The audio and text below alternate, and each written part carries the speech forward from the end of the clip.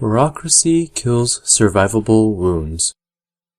Although soldiers who sacrificed their lives for the country always earn the ultimate honor, many wounded lives in the battlefield could have been saved if they were treated timely and adequately.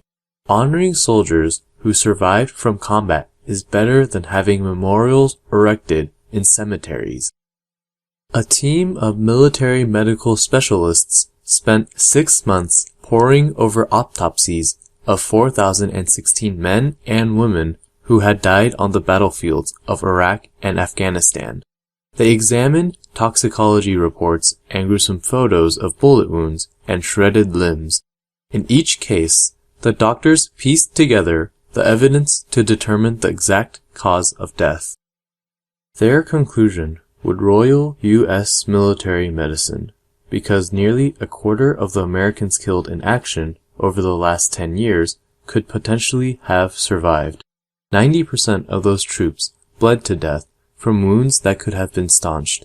8% of those soldiers succumbed to airway damage that could have been controlled with better care. One death or one bad outcome is already one too many, not to mention thousands of them. The findings did not grab any public attention, but in military medical circles, they have fueled a behind-the-scenes controversy that rages to this day. A controversy over whether American men and women are dying needlessly and whether the Pentagon is doing enough to keep them alive.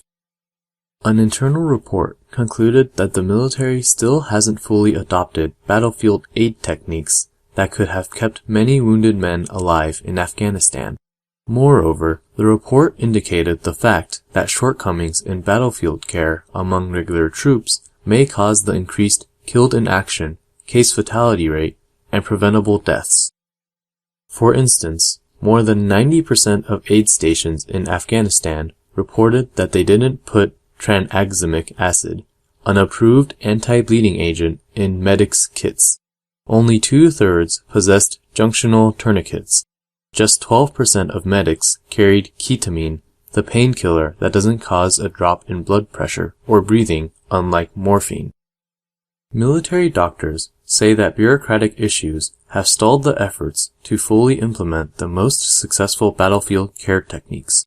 The Pentagon has generals in charge of dentistry and nursing care, but no single general is in charge of care for wounded soldiers before they reach a surgeon's table. In fact, frontline first responders take orders from combat commanders who are likely to be infantry, tank, or artillery officers, not from the military's top doctor.